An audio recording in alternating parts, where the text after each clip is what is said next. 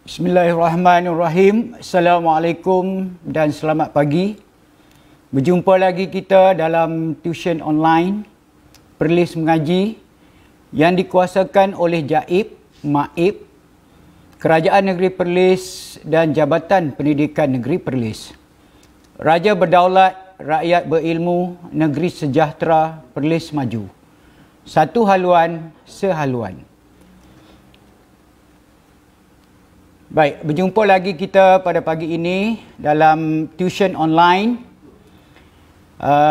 Saya, Cikgu Zulkifli bin Ismail dari Sekolah Kebangsaan Putera, Kangan Perlis akan membincangkan tajuk penggunaan kata dalam bahasa Melayu.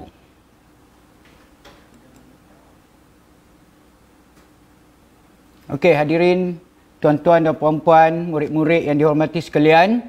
Aspek tanda bahasa yang perlu diberi perhatian iaitu penggunaan kata. Okey, mari kita lihat. Penggunaan kata yang pertama iaitu penggunaan atas dengan di atas. Okey, kebanyakan murid di sekolah rendah masih lagi keliru dengan penggunaan kata atas dan di atas. Okey, baik. Kita tengok penggunaan perkataan atas. Digunakan untuk hal atau perkara. Okey. Ayat contoh. Terima kasih atas sumbangan anda. Kita tengok penggunaan atas. Kebanyakan apabila kita mendengar di mana-mana sahaja, penggunaan atas ini ataupun di atas salah digunakan. Iaitu kebanyakan yang menggunakan terima kasih di atas sumbangan. Okey, itu adalah salah. Jadi penggunaan yang betul adalah terima kasih atas sumbangan yang diberikan. Okey, boleh faham? Baik. Yang kedua, penggunaan di atas. Di atas ini menunjukkan tempat. Ini kena faham. Di atas menunjukkan tempat. Baik, ayat contoh.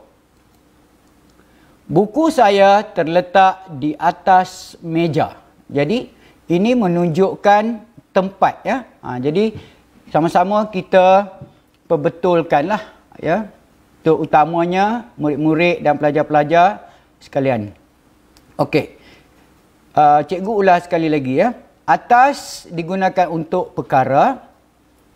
Di atas digunakan untuk tempat. Jadi kita tak boleh sewenang-wenangnya menukar atau tukar tempat atau kedudukan.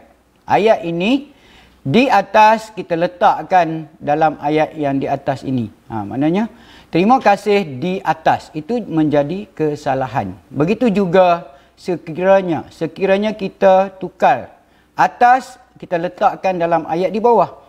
Buku saya terletak atas meja. Okey. Itu adalah salah. Okey. Itu yang pertama. Seterusnya, kita tengok yang kedua.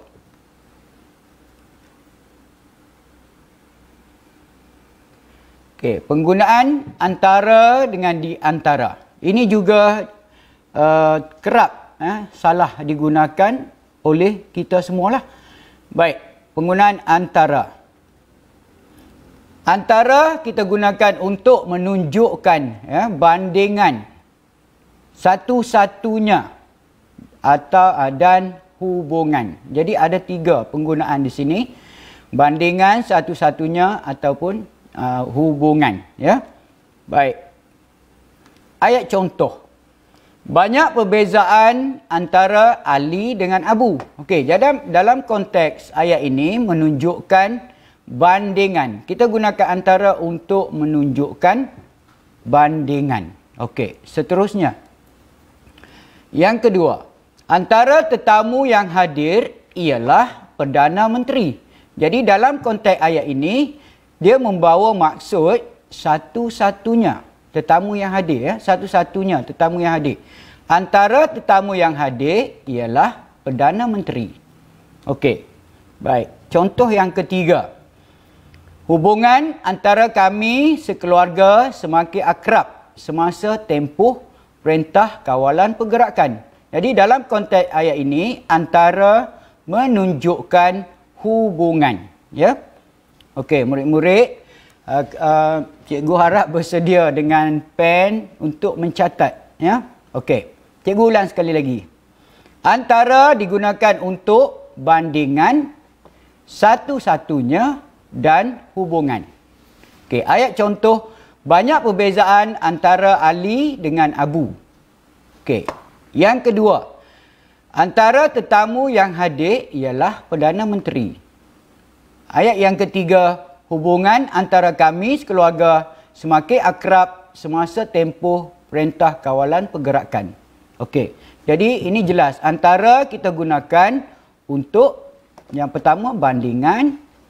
Yang kedua, antara tetamu yang hadir maksudnya satu-satunya. Baik, yang ketiga adalah menunjukkan hubungan. Baik, itu yang kedua. Seterusnya, di antara, okay, sebab tadi cikgu kata penggunaan antara dengan di antara. Okey, di antara. Kita menunjukkan, di antara ini menunjukkan kedudukan, ya, fizikal, masa atau waktu. Kedudukan fizikal, masa atau waktu. Baik. Ayat contoh. Kita tengok. Kita lihat ayat contoh di bawah ini. Rumah saya terletak di antara masjid dan taman perumahan. Okey, ini menunjukkan, di antara menunjukkan kedudukan. Ya? Kedudukan fizikal. Baik. Contoh yang kedua. Kemalangan itu berlaku di antara pukul 9.45 malam hingga 10 malam. Jadi, di antara dalam ayat yang kedua menunjukkan atau membawa maksud menunjukkan masa, ya, ataupun waktu berlakunya kemalangan tersebut. Okey, adalah menjadi kesalahan sekiranya kita tukar, ya, letak perkataan di antara di tempat perkataan antara. Contoh, banyak perbezaan di antara Ali dengan Abu. Okey, itu dah berlaku kesalahan. Begitu juga sekiranya perkataan antara diletakkan di tempat perkataan di antara. Okey, rumah saya terletak antara masjid dan taman perumahan. Jadi di situ berlaku kesalahan. Jika kita tukarkan tempat duduk perkataan tersebut di dalam ayat, ya. Okey. Seterusnya, yang ketiga, ya, penggunaan adalah dan ialah. Baik. Kita lihat. Adalah, cikgu bagi akronim dia. Nak mengingat, ingat perkataan ataupun penggunaan adalah, kita guna yang ni, BAS, B-A-S. B itu apa? B itu adalah bilangan, ya. A adalah kata adjektif. S adalah sendi. Jadi kita guna perkataan adalah untuk bilangan, adjektif dan juga sendi. Baik, kita tengok ayat contoh di bawah. Okey, yang pertama. 2 tambah 2 adalah 4. Okey. Ada murid di sekolah, dia tanya saya, cikgu matematik kata 2 tambah 2 ialah 4. Okey, jadi saya jelaskan, cikgu matematik mungkin dia tak tahu kot. Jadi, seboleh-bolehnya kita gunakanlah bahasa yang betul. Orang kata biasakan yang betul, ya. Okey.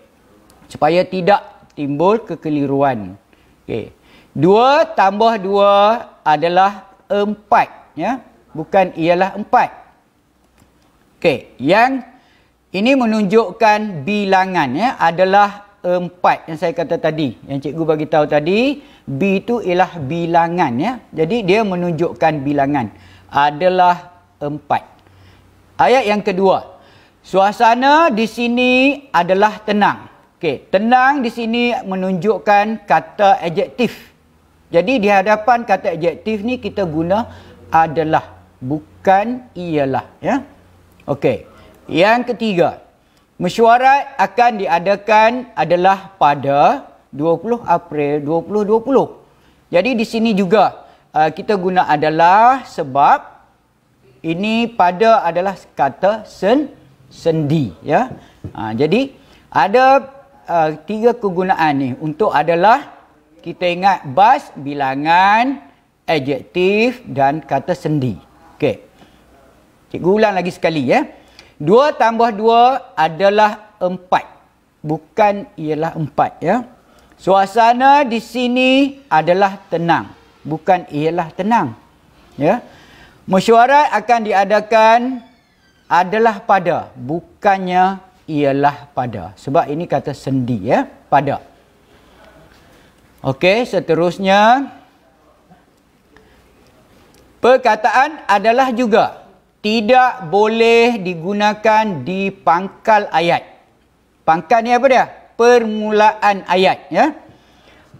Okey, contoh adalah saya dengan segala hormatnya. Jadi yang ni biasa berlaku kesalahan, ya. Kita lihat di mana-mana sahaja dalam menulis surat kiriman rasmi, ada lagi atau masih ada menggunakan adalah saya dengan segala hormatnya merujuk perkara di atas. Penggunaan adalah itu salah, ya. Sebab telah diberi dalam rumus-rumus tata bahasa bahawa adalah tidak boleh diletakkan di pangkal ayat atau permulaan, ya. Baik, seterusnya. Okey, yang tadi ni untuk betulkan dia, ayat ini saya dengan segala hormatnya merujuk pada perkara di atas, ya. Okey, saya dengan segala hormatnya merujuk kepada perkara di atas, ya. Okey. Baik, manakala penggunaan ialah, ya. Ialah kita gunakan di hadapan kata nama, ya. Di hadapan kata nama atau frasa nama. Contoh, nama saya ialah Upin, ya. Yang kedua, beliau ialah ketua saya. Ini Upin ialah kata nama. Ketua saya adalah kata nama, ya. Okey. Seterusnya, kita lihat penggunaan yang keempat, dalam dan juga di dalam. Ini pun banyak kita lakukan kesalahan dalam sehari-hari menjalani kehidupan, ya. Kita guna yang salah. Baik. Dalam menunjukkan hal, perkara, peristiwa, jurusan atau bidang. Okey, itu dalam. Menunjukkan perkara, peristiwa, jurusan atau bidang. Okey. Seterusnya, kita tengok ayat contoh. Dalam mesyuarat itu, Perdana Menteri telah bersetuju untuk melanjutkan perintah kawalan pergerakan. Okey, di sini dalam mesyuarat menunjukkan hal dan perkara. Okey. Yang kedua, abang saya menuntut dalam bidang kedoktoran. Jadi ini menunjukkan jurusan. Dalam di sini menunjukkan jurusan atau bidang, ya. Baik. Manakala di dalam pula digunakan untuk menunjukkan tempat yang ada ruang. Okey. Ya, tempat yang ada ruang di dalam bilik, di dalam dewan, di dalam kelas dan sebagainya. Baik, ini contoh, ya. Kami belajar di dalam kelas. Okey, jadi ini jelas, ya. Penggunaan menunjukkan ada ruang, ya, tempat yang ada ruang. Okey, seterusnya. Baik, perkataan pedalaman dengan pendalaman, ya. Okey. Jadi perbezaannya dari segi imbuhan sahaja, Pedalaman dia sahaja, PE, ya. Dan satu lagi perkataan ialah pendalaman, iaitu imbuhan pen. Okey, kita tengok penggunaannya. Kita juga sering melakukan kesalahan semasa menulis atau semasa bercakap, ya. Kita menggunakan kata yang tidak tepat. Okey. Pedalaman, ya, digunakan untuk menunjukkan kawasan terpencil, Ya. Kawasan terpencil. Okey. Ayat contoh. Pasukan Barisan Hadapan Negara berjaya menghantar bekalan makanan sehingga ke pedalaman Pahang. Okey, jadi di sini menunjukkan kawasan terpencil. Okey, biasanya kita melakukan kesalahan, kita meletakkan perkataan pendalaman di sini. Pendalaman Pahang. Jadi itu menjadi kesalahan, ya. Baik. Kita tengok penggunaan pendalaman, ya, imbuhan pen. Ayat contoh. Kerja-kerja pendalaman. Okey. Cikgu tak jelaskan lagi, minta maaf. Pendalaman digunakan untuk mendalamkan sesuatu, ya, mendalamkan sesuatu. Okey, kita tengok contoh. Kerja-kerja pendalaman sungai itu dilakukan oleh pekerja-pekerja JPS. Jadi pendalaman di sini menunjukkan perbuatan melakukan sesuatu untuk mendalamkan sungai tersebutlah, mendalamkan sungai, ya. Okey. Murid, boleh tak?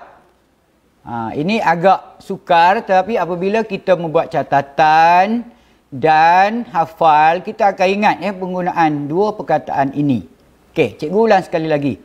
Pendalaman dengan pedalaman dengan pendalaman. Okey, pedalaman kita gunakan untuk kawasan terpencil, iaitu imbuhan pe. Okey, ini ayat contohnya. Pasukan Barisan Hadapan Negara berjaya menghantar bekalan makanan sehingga ke pedalaman Pahang. Okey, kawasan terpencil. Manakala pendalaman digunakan untuk mendalamkan sesuatu. Okey, ayat contoh. Kerja-kerja pendalaman sungai itu dilakukan oleh pekerja-pekerja JPS. Jadi di sini menunjukkan perbuatan mendalamkan sungai tersebut. Okey, seterusnya. Okey, perkataan yang keenam hampir sama dengan tadi, cuma yang ni perkarangan dengan perkarangan, ya. Perkarangan dan perkarangan. Cikgu pun dah silap lah tu. Baik. Perkarangan digunakan untuk gubahan bunga, siput ataupun batu karang, ya. Kita gunakan perkarangan. Baik, ayat contoh. Emak membeli perkarangan bunga yang cantik sebagai hadiah kepada kakak. Jadi di sini menunjukkan gubahan bunga, ya, gubahan bunga. Baik, seterusnya. Perkarangan pula kita guna untuk menunjukkan kawasan atau halaman, ya. Halaman. Perkarangan rumah, perkarangan sekolah. Okey, kita tengok ayat contoh. Ayah memakir keretanya di perkarangan rumah. Okey, biasanya menjadi kesalahan apabila murid-murid atau calon atau kita menggunakan perkataan perkarangan, biasanya kita guna di sini. Ayah memakir keretanya di perkarangan rumah. Ya, jadi menjadi kesalahan. Begitu juga sekiranya kita tukar tempat perkarangan ini, kita letakkan dalam ayat ini. Emak membeli perkarangan bunga. Ya, itu jadi kesalahan. Penggunaan perkarangan dengan perkarangan. Baik. Yang ketujuh. Ini banyak lagi ni, ya. Okey, kedua dengan kedua-dua. Biasanya murid juga menggunakan perkataan kedua dengan kedua-dua ini adalah salah. Baik, kita tengok penggunaan kedua. Kedua digunakan untuk bilangan, kedudukan atau peringkat, ya, dan juga peringkat. Ayat contoh. Saya merupakan anak yang kedua. Ini menunjukkan bilangan yang kedua. Dua, saya mendapat tempat kedua. Kedua di sini menunjukkan kedudukan, ya, kedudukan tempat kedua. Baik, ayat yang ketiga, pasukan kami layak ke pusingan kedua. Yang ini menunjukkan peringkat. Ya. Okey, seterusnya kita tengok kedua-dua. Okey, kedua-dua ini menunjukkan kelompok terdiri daripada dua. Kelompok yang terdiri daripada dua. Kita tengok ayat contoh. Kedua-dua ibu bapa wajib kita hormati. Okey, dalam ayat ni biasanya banyak berlaku kesalahan. Ya, calon atau murid menggunakan kedua ibu bapa. Jadi cikgu dah jelaskan tadi. Kedua boleh digunakan untuk bilangan kedudukan dan peringkat. Bukan dalam ayat, dalam konteks ayat ini. Ya, kedua-dua ibu bapa wajib kita hormati. Itu yang betul. Baik. Seterusnya, perkataan ni juga popular dan sering kita gunakan pada setiap hari. Ya.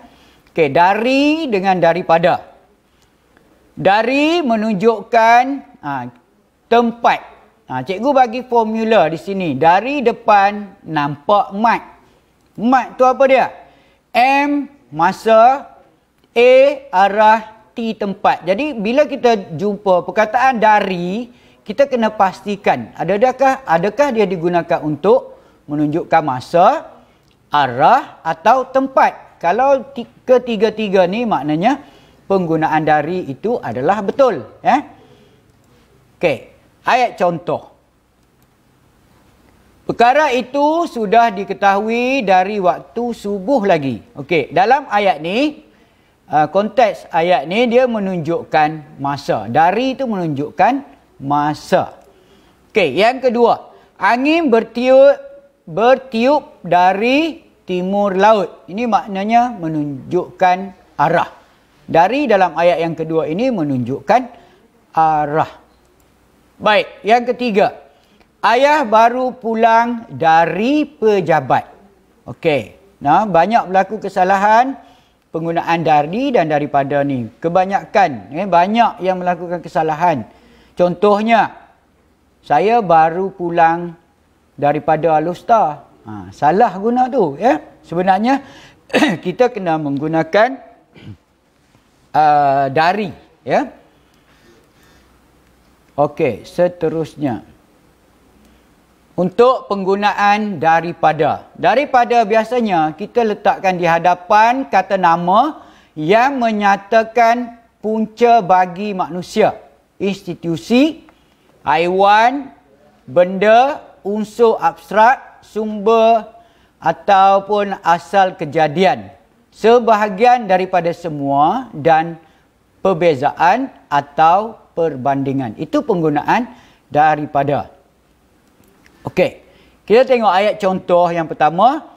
Ali menerima surat daripada ibunya. Okey, berlaku kesalahan apabila murid-murid dan pelajar menggunakan Ali menerima surat dari ibunya. Okey, sebab dia berpunca, punca kejadian, punca dapatkan surat tu dari mana. Ya. Okey, seterusnya. Cadangan daripada peserta kami telah diterima.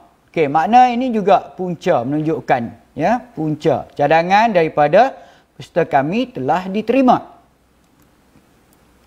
Begitu juga dengan ayat yang ketiga ini. Dia menjauhkan diri daripada bahaya dadah. Okey, baik, itu penggunaan daripada. Okey, tenang-tenang sikit. Banyak lagi ni yang kita nak belajar. Ya. Okey. Meja itu diperbuat daripada kayu jati. Okey. Yang ni saya ingat semua murid mungkin dah dapat mengetahuinya. Ya, bukan dari, ya. Meja itu diperbuat daripada. Okey. Yang kelima. Air terdiri daripada gabungan hidrogen dan oksigen. Maknanya ini menunjukkan asal kejadian. Ya. Okey, 6. 6 orang daripada mereka mati disambar petir. Okey, ini menunjukkan, kita guna daripada adalah menunjukkan apa? Sebahagian daripada. 6 orang daripada. Ya, sebahagian daripada. Okey, seterusnya. Penggunaan kata menjatuhkan, ya, dengan menjatuhi. Okey, dalam konteks ayat ini biasanya satu je ayat yang sama saja setiap tahun pun, ya, yang diajukan oleh di dalam peperiksaan, ya. Menjatuhkan, saya cuma bagi formula macam mana nak mengingat, ya. Nak mengingat penggunaan perkataan menjatuhkan. Selepas perkataan menjatuhkan, dia mesti diikuti hukuman. Ini rumus yang taklah begitu tepat, ya, tapi memudahkan murid, calon atau kita untuk ingat, ya, penggunaan menjatuhkan. Okey, yang saya kata tadi, ayat inilah selalu digunakan, dikemukakan, ya. Hakim menjatuhkan hukuman. Cuba tengok di sini. Menjatuhkan, dia mesti hukuman, diikuti hukuman, ya. Dalam rumus yang saya berikan di atas, maknanya hakim menjatuhkan hukuman mati kepada penjenayah itu. Okey, kita tengok menjatuhi. Menjatuhi diikuti orang atau penjenayah. Orang tersebut ataupun penjenayah. Kita tengok ayatnya.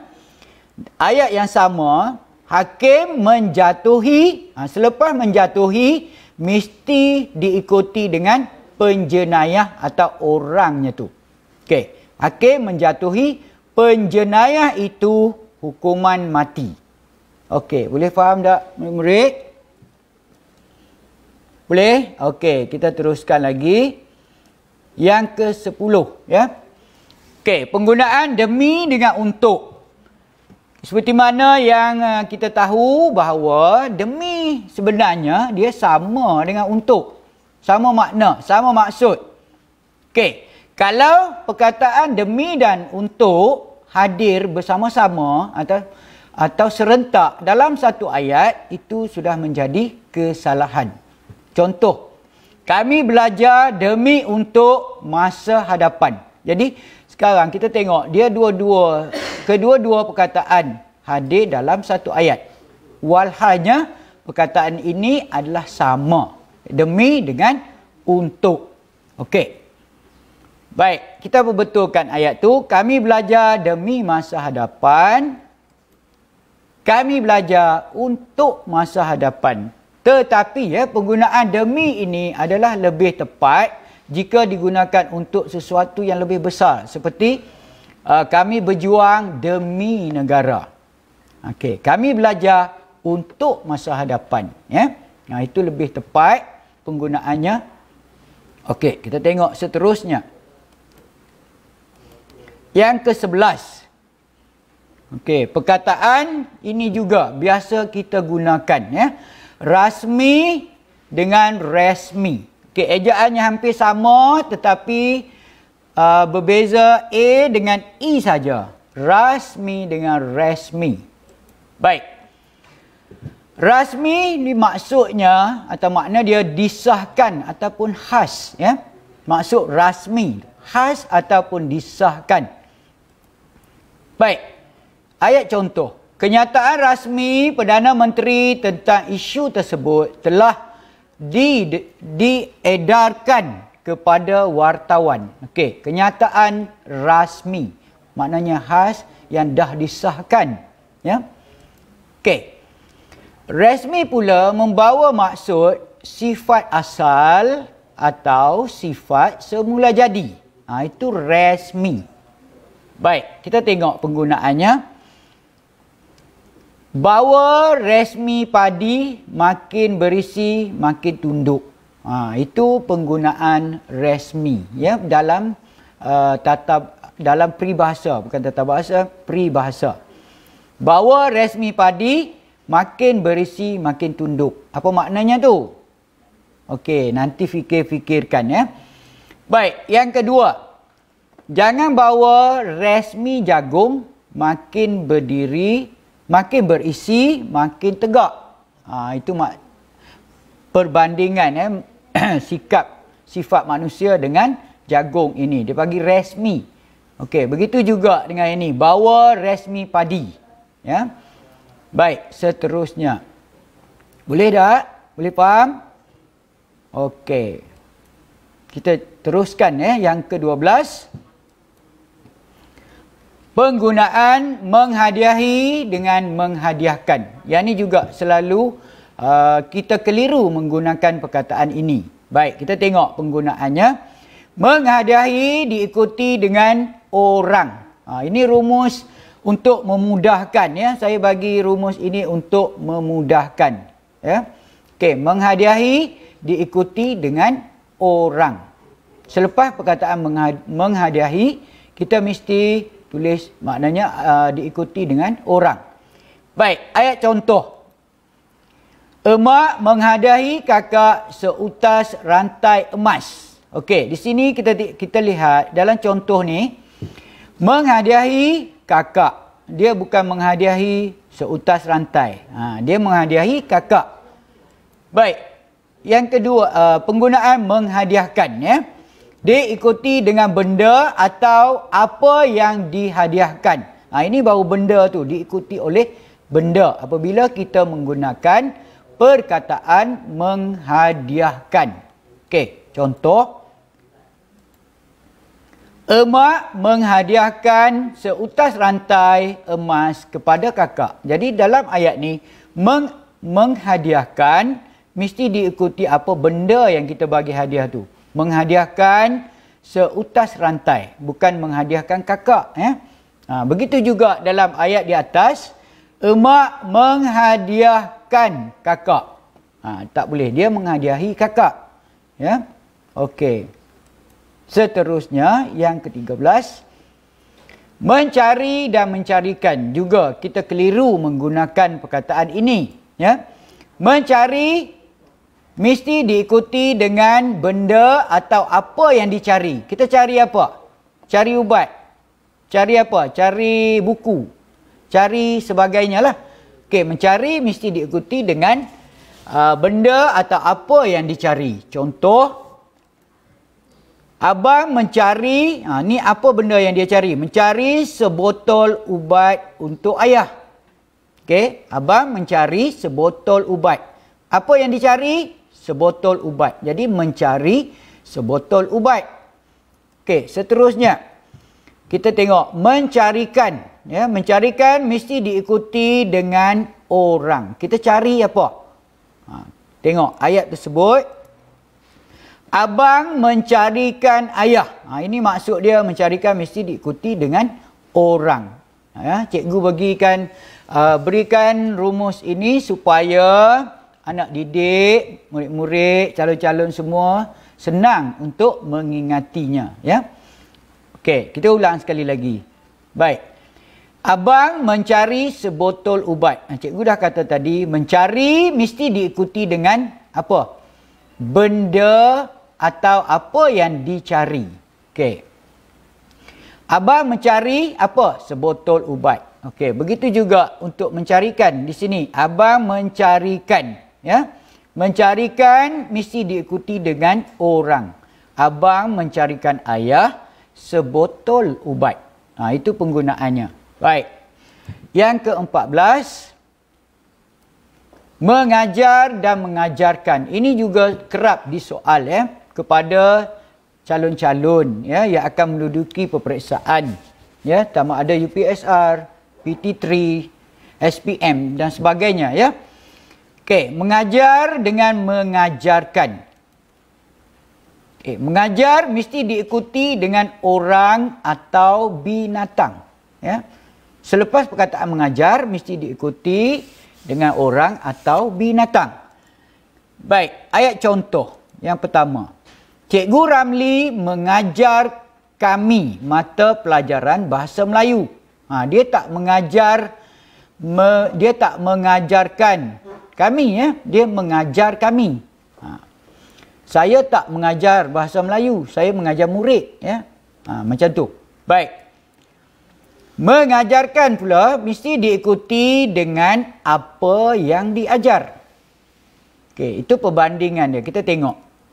Ayat contoh, Cikgu Ramli, ayat yang sama. Cikgu Ramli mengajarkan mata pelajaran bahasa Melayu kepada kami. Tengok perbezaannya. Bila mengajar, dia mesti diikuti oleh orang, ya, murid dan sebagainya. Apabila kita mengajarkan mata pelajaran bahasa Melayu kepada murid, ya, mengajarkan mata pelajaran bahasa Melayu. Baik, seterusnya. Yang ke-15, perkataan menjahit dan menjahitkan. Okey. Menjahit mesti diikuti dengan apa yang dijahit. Ya, apa yang dia nak jahit. Menjahit apa? Okey, ayat contoh. Emak menjahit, apa dia? Sepasang baju kurung untuk kakak. Okey, itu penggunaan menjahit. Ya. Okey. Manakala menjahitkan mesti diikuti dengan orang. Menjahitkan adik, menjahitkan kakak. Okey, kita tengok ayat contoh. Emak menjahitkan kakak sepasang baju kurung. Okey, menjadi kesalahan sekiranya kita tukar tempat ni. Contoh dia. Emak menjahitkan sepasang baju kurung untuk kakak. Tu betul ya. Yang salah dia kalau dia tulis emak menjahitkan sepasang baju kurung. Okey, jadi itu dah salah. Begitu juga kalau menjahit ni kita tukarkan pada ayat yang di bawah ini. Emak menjahit kakak. Macam mana pula emak menjahit kakak? Kan? Jadi sebab itulah cikgu berikan rumus ini untuk memudahkan, ya, murid-murid, calon-calon untuk mudah mengingati perkataan ataupun penggunaan perkataan menjahit dan menjahitkan. Okey, kita teruskan lagi. Okey, yang ke-16 ini untuk berkongsilah sedikit lagi maklumat tata bahasa melancung dengan melancung. Okey. Perbezaannya CO iaitu CUNG. Okey, melancung maksud dia melawat sambil melihat. Melancung maksudnya menipu. Okey.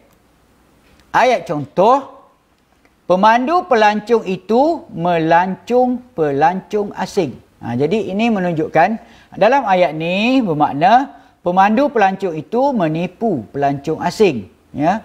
Okey. Seterusnya, murid-murid sekalian, yang ke-17, golongan dengan gulungan. Okey, ini juga biasa disalahguna oleh murid-murid sama ada di sekolah saya atau di mana-mana sajalah. Baik, golongan, ya. Golongan kita gunakan untuk menunjukkan kelompok atau kumpulan orang. Itu golongan, ya. Tengok ejaannya tu, GOLO, ya. Golongan, kelompok atau kumpulan orang. Baik, manakala golongan pula membawa maksud lipatan berbentuk bulat. Okey, gulungan. Baik, kita tengok ayat contoh. Kondominium biasanya didiami oleh golongan atasan. Okey, golongan ialah kelompok atau kumpulan. Baik, contoh seterusnya. Adik bersembunyi di dalam gulungan tikar. Gulungan, ya, bukan golongan. Okey. Seterusnya.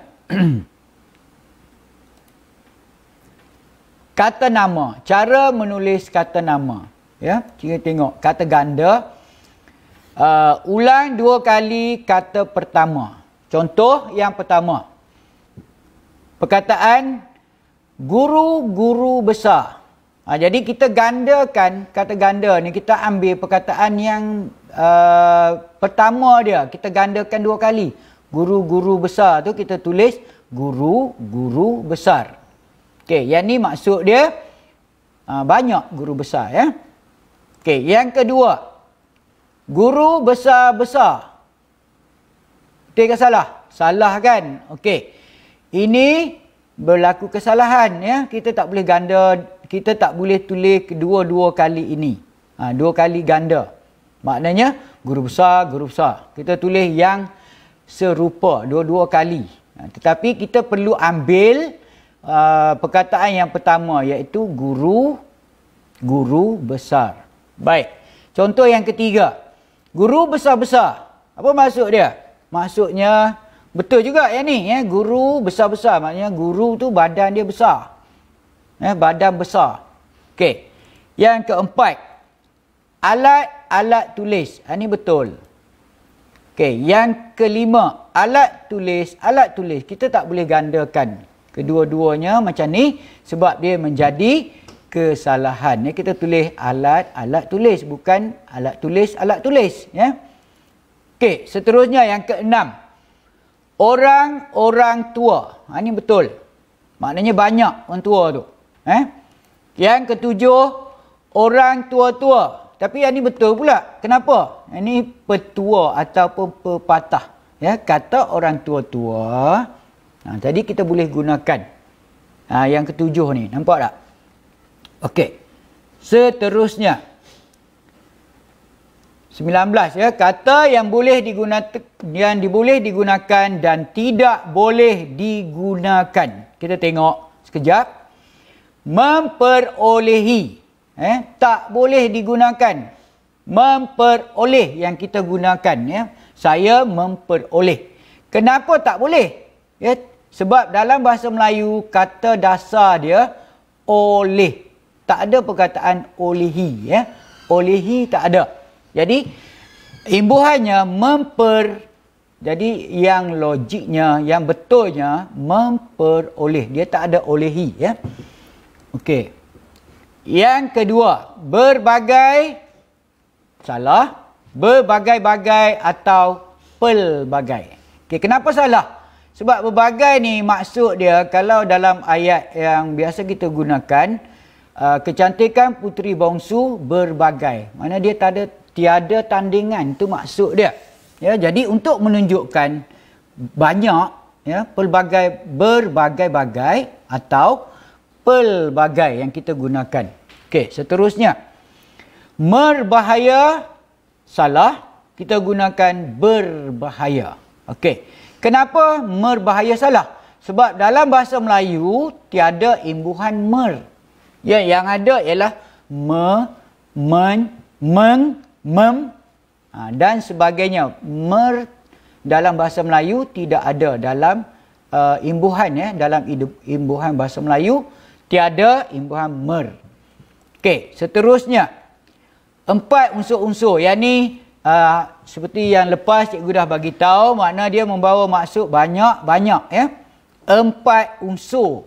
Itu yang betul, bukan unsur-unsur, ya. Seterusnya, banyak langkah-langkah. Jadi kita tak boleh gunakan sebab banyak ni banyak lagi.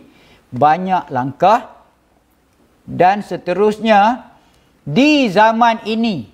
Kita guna pada zaman ini sebab di tak boleh gunakan untuk masa, ya. Kita gunakan untuk menunjukkan tempat.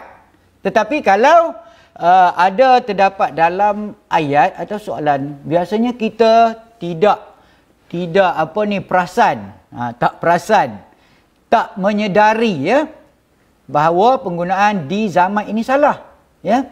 Kalau kita dengar lagu, ada yang gunakan di pagi raya, contohnya lah, kan.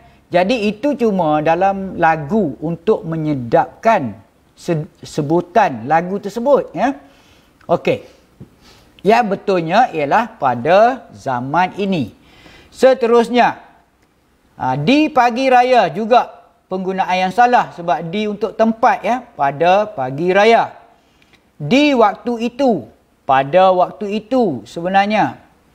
Di saat ini juga salah, pada saat ini. Paling tertinggi, paling tinggi. Ini kata penguat yang cikgu dah jelaskan dalam rancangan yang lalu. Baik. Seterusnya, ejaan yang sering mengelirukan. Yang ni penting. Kalau untuk sekolah rendah, tahun 4, 5 dan 6, ini sangat penting, ya. Ejaan yang sering mengelirukan. Tapi tak tahulah kalau di sekolah menengah pun berlaku ya. Baik. Pasar raya. Ejaannya macam mana yang betul? Okey. Begitu juga jalan raya. Yang mana betul ya? Rapatkan atau jarakkan. Rapatkan atau jarakkan. Tanda tangan. Seterusnya, bertanggungjawab. Ejaannya macam mana? Di bawah ya.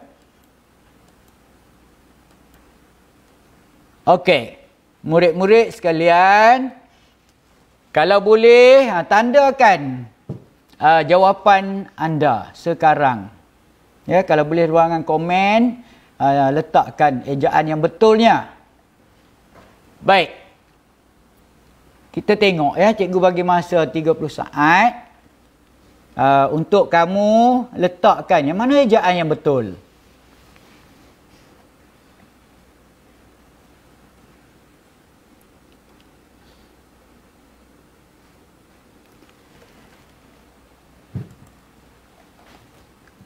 Baik, ini dia jawapan dia. Kita tengok siapa yang dah tulis jawapan yang betul tadi. Pasar raya kalau rapat tu salah, dia kena jarakkan.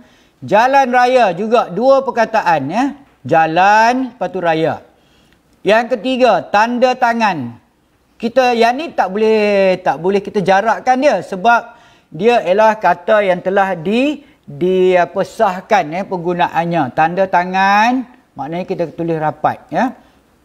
Seterusnya, bertanggungjawab. Kita tak boleh jarakkan. Jarakkan salah, kita sambung terus. Kemudian, di bawah. Di bawah ialah kata kerja. Maknanya kita tulis rapatkan dia. Seterusnya, di bawah. Di bawah menunjukkan tempat. Yang betulnya ialah kita kena jarakkan. Okey. Di samping ya. Di samping ni kalau kita tengok maksud dia rapat. Di samping kita macam duduk dekat kan. Duduk di samping ibu. Tetapi dia menunjukkan tempat. Ya. Jadi kita kena jarakkan. Itu yang betul ejaannya. Seterusnya. Sikit lagi ya. Hukum DM. Ya, hukum DM. D ialah benda. M ialah menerangkan. C. Kita tengok contoh. DM ialah D benda. M contoh. M menerangkan. Okey, kita tengok contoh. Pisang goreng. Apa bendanya? Bendanya ialah pisang.